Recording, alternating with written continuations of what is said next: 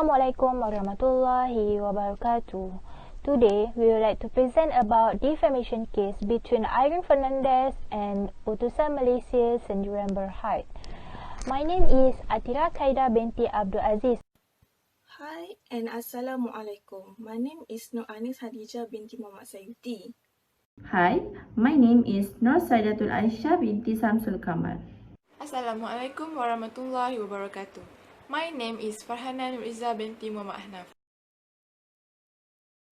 Defamation is defined as a publication of a statement that affects the credibility of an individual by shining or evading them. The case that we have selected is about Irene Fernandez defamation suit against Utusan Malaysia Sendirian Berhad. On 20 September 1995, the first defendant, the Utusan Group, the owner of Utusan Malaysia, and the second defendant of Utusan Malaysia's employees wrote the article. Initially, the third defendant headed the dispute article, Sikap Irene Lengahkan Masa. The plaintiff is Irene Fernandez. The plaintiff has sued the paper, which said that she had been unable to comply with the police in investigating the claims made in the memorandum. The ways of defamatory being made, which is defamatory, is in writing. Based on this case, since it is a newspaper printout, it is known as a libel. Newspapers are still common in the community at that time, since advanced technology still is not available. Utusan Malaysia denied defamation in support of Fernandez and said the article is factual. This can be classified as a defamation defense by the defendant. But before publishing them or after publication, the defendants never made any effort to retract the libel or to check the truth. Therefore, they cannot do this because it is wrong according to the law. The plaintiff, Irene Fernandez, filed injustice against the publication published by the defendant Utusan Malaysia Sendirian Berhad, an in-part article published by the Utusan Malaysia Berhad about the international case, the mistreated migrant workers abused by the police that handling them. In that article, the defendant stated that the plaintiff was involved in that case. On 20 September 1995, the acting Ketua Major Rencana of Utusan Malaysia Sendirian Berhad, the third defendant, published another article in the newspaper with the heading Sikap Irene Lengahkan Masa. In the articles, it convened many things, included the matters raised national and international interests, and had created controversy, and that the plaintiff was responsible for the ensuing controversy, and the police had contacted the plaintiff for assistance in the investigation, and that the plaintiff had deliberately avoided the police for an interview, and the end lied about her health. Therefore, the plaintiff claimed all that statement in the article was defamatory and was untrue. In some of her defense, she stated that she left for Chiang Mai, Thailand for her personal purpose thereafter, and the plaintiff stated she has no basis in raising allegations of corruptions and mistreatment of migrant workers, otherwise she will be cooperating. Today, I would like to present about the types of defamation. Defamation is a false and unprivileged statement that was published with malice which can influence an individual prominence so that everyone will avoid and disregard him. Based on case that we have selected, which was defamation brought by Tenaga Nita Director Irene Fernandez against the Utusan Malaysia newspaper. The types of defamation for this case is libel. Libel can be defined as perpetual defamatory allegations form, then it can be written like the post on Facebook, the message had been sent in WhatsApp or article newspaper. Besides, It can be in the broadcasting of words, for example like television and radio. For this case, why it is in libel category, it is because the article that was published by Utusan Malaysia Sdn Bhd on September 1995, in the suit, Irene Fernandez claimed that the article was written with malice and had meant that she was purposely evading the police, was insincere and lacked integrity.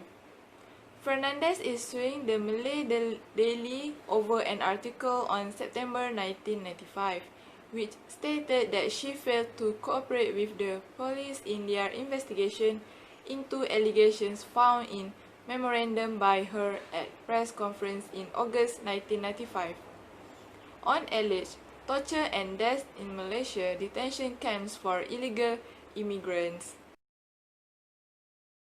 The meaning of defendant is a person or institution against whom an action is brought in a court law, either the person being sued or accused.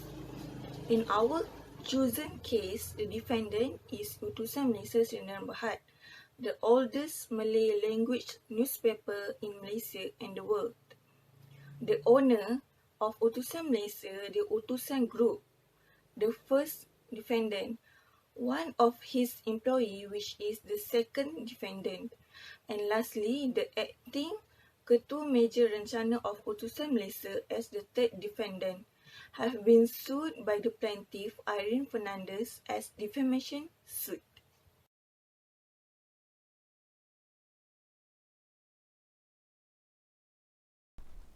Next is the plaintiff of the case. Plaintiff is a person pursuing a civil case or whose name it is brought, the party being sued as opposed to the defendant. In this case, there is one plaintiff that can be identified, which is Irene Fernandez. She wants to claim compensation and a permanent injunction for defamation to Utusan Malaysia. Irene Fernandez is a human rights activist and politician in Malaysia. She was a People's Justice Party Keadilan, the Supreme Council member. Besides that, she was the director and founder of the non-governmental organisation Tinagita, which is promoting the rights of migrant workers and refugees in Malaysia. Next, I will explain about the ways of statement defamatory being used. Ways of statement defamatory being made that we can found in this case was writing. Writing is publishing an untrue statement by writing it down or printing it on surface by producing words, letters or numbers that give necessary information or meaning. Based on Irene Fernandez vs. Utusan Malaysia Sdn Bhd defamation case, the statement defamatory being used proved when the article was published on September 1995. At a press conference in August 1995, Fernandez had revealed allegations of alleged torture and death in Malaysian detention camps for illegal immigrants. This had led to a police investigation against her for spreading false news. Then the article claimed that Fernandez had failed to cooperate with the police in their investigations into allegations in a memorandum. She does not have any real good reason to meet the police, so her reason was untrue as she had left the Chiang Mai, Thailand for her purpose thereafter. Fernandez currently faces a charge of maliciously publishing false news after the release of the memorandum. The court decision in this case is Irene Fernandez was won a lawsuit against Utusan Malaysia. So, the High Court judge, which is T.R. Singh, was awarded a 200,000 in general damages with cost and interest. The High Court judge also said that the article that was created by Johadi Ibrahim was considered unfair and dishonest to Irene Fernandez.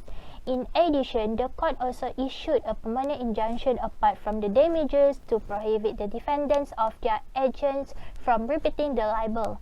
The High Court judge was read the rule that have 104 pages of handwritten rule around 2 hours.